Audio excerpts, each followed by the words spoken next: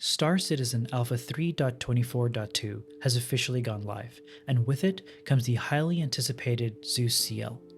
When it was announced last year, people were quick to notice the sheer amount of cargo that this ship carried. CIG then quickly added a drawback to the concept to try and balance things out.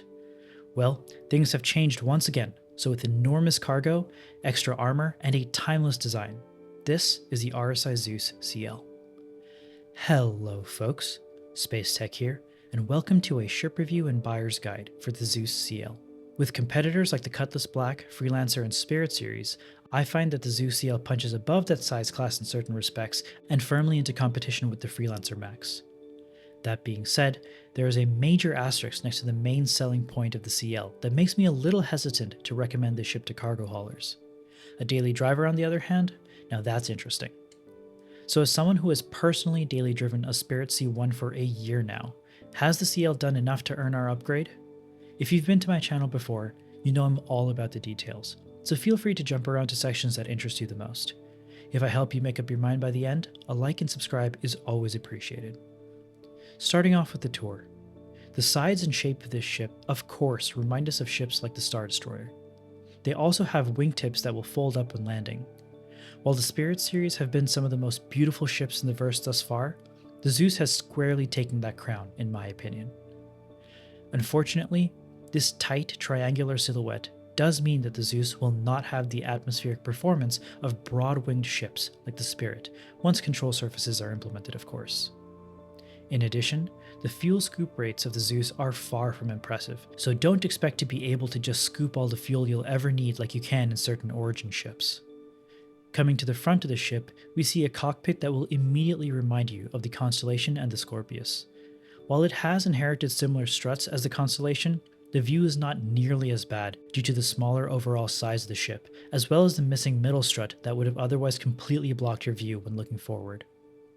This brings us to the back. Here we see one of the two fuel ports of the Zeus. One of these will be used to refuel from ships like the Starfarer, whereas the other one will be used to refuel by vehicles or by personnel on the ground.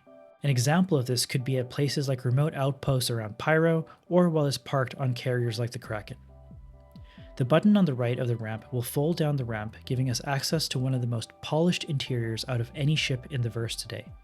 A prime example of which is the pistons visible through the glass on either side of the ramp. As we tour this ship, pay attention to how much they've managed to fit inside the relatively small footprint of the Zeus. Right off the bat, we notice how much larger the cargo hold is when compared to the ES. We also see this blue outline showing us exactly where we will be stacking cargo. Notice that it isn't in front of any of the component bays blocking your access. Speaking of which, our first component panel on the right gives us access to a size 2 quantum drive. Notice the jump drive placed directly on top, which will eventually be able to be swapped out to give you different advantages and disadvantages during jumps between systems. Here, we also have one of our size 2 coolers and a size 2 power plant. On the opposite side, we have the rest of our largest components, a size 2 radar, our other cooler, and our other power plant. Here we also have a battery and a fuse. Keep this fuse location in mind, since it'll be a vital part of keeping your ship and its components running as part of the upcoming engineering gameplay. Speaking of which, I like the fact that our power plants and coolers are on opposite sides of the cargo hold. This will give your ship a little bit more effective durability, as both coolers are unlikely to go down during the same volley of penetrating fire. Further into the cargo hold, we have a gun rack that can hold up to 6 sidearms or multi-tools, as well as 3 long arms. Useful to grab before you exit the ship from the rear, but definitely easier to steal out of your cargo hold for would-be boarders. Finally, we have our fire extinguisher on the left side. Looking back at this cargo hold, it is hard to imagine that it can hold up to 128 SCU of cargo. That's for good reason. Unfortunately for the Zeus, its cargo grid consists of a grid in the middle that is 5 SCU wide, 3 SCU tall, and 8 SCU deep. This means that you can pretty easily store 2 32 SCU boxes there, the same as you would on, say, a Spirit C1, but the challenge arises when you try and maximize your space. If you place 2 32 SCU boxes, you now have to play a little bit of Tetris as you fill in the 2 smaller alcoves on either side that are only 2 SCU high, as well as the narrow 1 SCU wide corridor formed down the middle. While this isn't the end of the world, it's far from easy to maximize the room that is available to you. In addition, you lose access to the back ramp of this ship if your cargo hold is completely filled up. While this does sound like a lot of hassle, keep in mind that the Cutlass Black only has 46 SCU and the C1 only has 64. The Freelancer Max does have a much better layout for this amount of cargo, but the lack of an attached tractor beam does significantly reduce its attractiveness given the fact that handheld tractor beams will not be able to move 32 SCU boxes in the future. Of course, every daily driver has to have the ability to carry ground vehicles. The Zeus CL's cavernous cargo hold would easily be able to carry plenty of bikes, STVs, Cyclones, Fury, and even an Ursa, if the ramp was large enough, that is. Yep, unfortunately the Zeus CL's ramp simply isn't big enough to fit an Ursa rover into the back without shooting its wheels off. Normally, I wouldn't really care that much, but the introduction of the respawn-capable Nursa has completely changed the value of being able to carry a rover. Daily drivers are frequently used to transport yourself to bunker missions, one of the primary FPS game loops available today. Keep in mind that the C1, Cutlass series, and base Freelancers aren't able to carry an Ursa rover either, but a Freelancer Max or any of the Constellation series can carry them quite comfortably. For that reason alone, if you anticipate doing a lot of bunker running or missions at the distribution centers, the inability to respawn from your daily driver can really sour your experience in a game as volatile as Star Citizen. Moving through the next set of doors takes us to the Habitation section of the Zeus. On the left, we have our barracks. We lose the extra bench from the Zeus ES, but otherwise the space is largely the same. We're greeted by 3 lockers that function as external storage that allow you to store armor and other items in a way that is accessible to everyone on the ship. We also have 3 bunk beds for everyone on board that will one day function as escape pods. Amusingly, we can set the individual lighting in each of the bunks, which would be nothing of note except for the fact that you can choose red alert lighting as well. This way, if you ever feel like you need a hug, you can go ahead and tell people you're having an emergency so your shipmates know that they should come find you. We also have a shelf in place of a 4th bunk. Personally, I would have loved to have a 4th bed instead, just for those emergency passengers that you may pick up while exploring.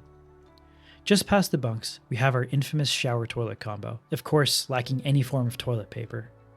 We once again have the ability to set the bathroom lighting to be red alert, so you can tell your crewmates that they should be avoiding that room at all costs after you're done using it. Across the hall, we have the Zeus kitchen.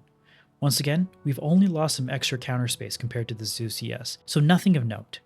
We get all the same amenities with some storage space and a food processor. Thankfully, we also keep the #1 most important feature of any ship in Star Citizen: windows. You will hear me sing the praises of windows forever.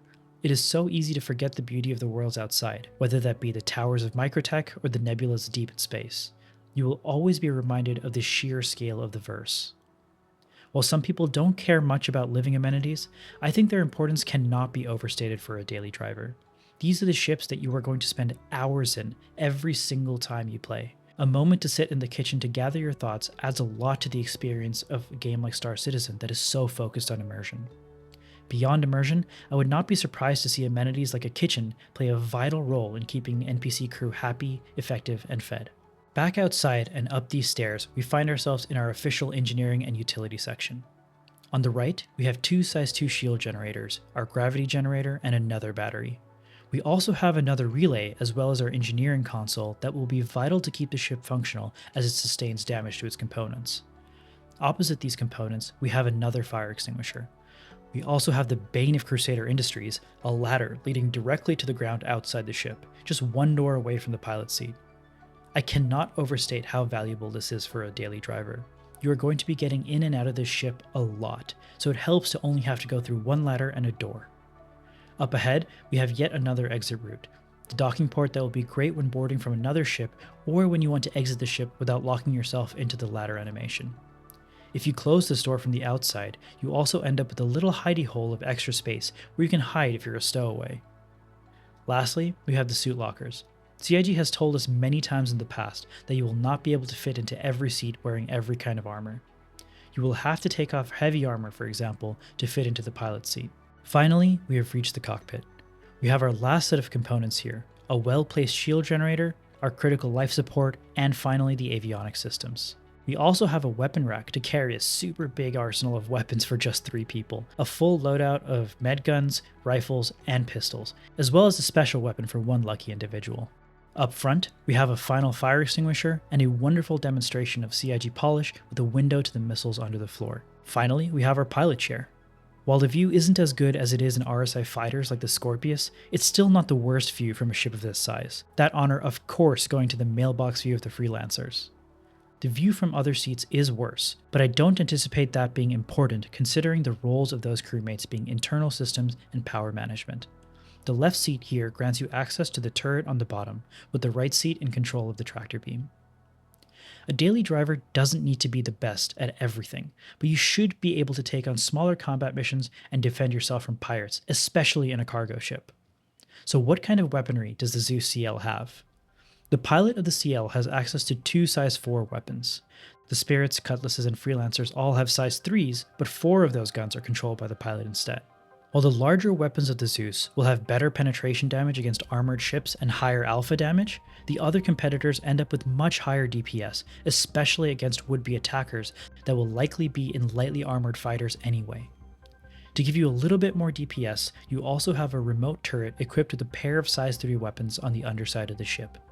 This isn't a lot of extra damage, but it does give you a lot more coverage behind and underneath the ship. The Zeus competitors all struggle from a blind spot underneath the ship, so this is pretty valuable. Finally, you also get access to 8 size 2 missiles. I think this is a pretty solid loadout for your missiles, and I hope you agree as well, because they are bespoke missile racks and will not be able to be swapped. Keep in mind, this loadout is less than what you would get with the competition, especially the Cutlass Black. All the DPS in the world, however, isn't worth much if you fall apart if someone just looks at you the wrong way. So how much durability does the Zeus have? The Zeus CL comes with 3 size 2 shields. This is the same as a Freelancer and 3 times as much shielding as a Cutlass or a Spirit. All in all, you're looking at effectively top of the line shielding across its class, with its major downside being its relatively small hull HP pool. Purely from the numbers, it doesn't seem as though the CL is meant to have the very best durability, but the cargo variant specifically is meant to come with enhanced armor, which will be especially relevant against light fighters trying to pirate you. This is reinforced by the fact that the Zeus has a minuscule silhouette from both the front and the side. Even its top-down profile is way smaller than a Spirit, meaning it's going to be a lot harder to land your shots on it. Even if they do manage to penetrate your hull, the Zeus has several redundant components that will allow your ship to keep moving, even if it loses a couple components. The final durability consideration that I will be including with all of my ship reviews going forward is engineering layout. This ship has a pretty fantastic layout in my opinion. They've spread out redundant components as well as they can. They also have a centralized engineering station and a fire extinguisher in every single room. Life support is also located right next to the pilots, which is the most secure spot to defend in case of boarding action. The one downside is the position of the second relay. You've got one in a great spot in the middle of the ship, but one all the way in the back of the cargo hold. This is something worth keeping in mind because it's going to be quite the run for a solo pilot to go back and forth between the pilot's seat and the very back of the ship. Of course, not getting hit at all is the best form of durability, and your maneuverability is a big part of your offense and your defense. With a pitch, yaw, and roll of 31, 31, and 105 degrees per second, the Zeus ES turns about as well as the Freelancer Max, and a fair few degrees slower than the C1, and especially a fighter like the Cutlass Black. It's quite clear that the Zeus was not meant to be agile at all. I think this difference between its maneuverability is only going to get even wider between it and the Spirit series once the shape of ships is taken into account for atmospheric flight. This is an especially relevant consideration for the CL variant because you're going to be a cargo ship that's going to be going down to planet surfaces often to make deliveries. So should you buy the Zeus CL? For cargo, the Zeus CL trades blows with the Freelancer the whole way down the stat sheet. The Freelancer Max does have the ability to carry an URSA, as well as having a much simpler procedure to load and unload it. On the other hand, the CL has its own tractor beam to be able to move 32 SCU boxes, as well as being a far more comfortable ship to live in and enjoy with a higher level of polish. I'll be making a full video comparing the two ships in the future, but an argument could be made either way. Personally, I would be getting the CL just for the ship tractor beam, as we don't know how you're going to be able to load and unload 32 SCU crates in the future if you don't have an Atlas lying around, that is. The more interesting conversation to me is about daily drivers. This ship joins a fantastic daily driver lineup beside the Cutlass Black and the Spirit C1. Each of these ships has their own advantages. The Cutlass Black is the obvious choice for those who want to get into medium tier combat. Nothing else even comes close. The Spirit series will have best-in-class atmospheric performance and a lot of flexibility when it comes to using the extra space in the cargo hold. The Zeus CL brings with it a better tractor beam, living quarters for yourself and possibly NPC crew, and much better components across the board. Something that can't be measured on any stat sheet, however, is the day-to-day experience of using your ship. I always say this when it comes to picking a daily driver. The ladder on board the Zeus, for example, would be that difference maker for me when choosing between this and the C1.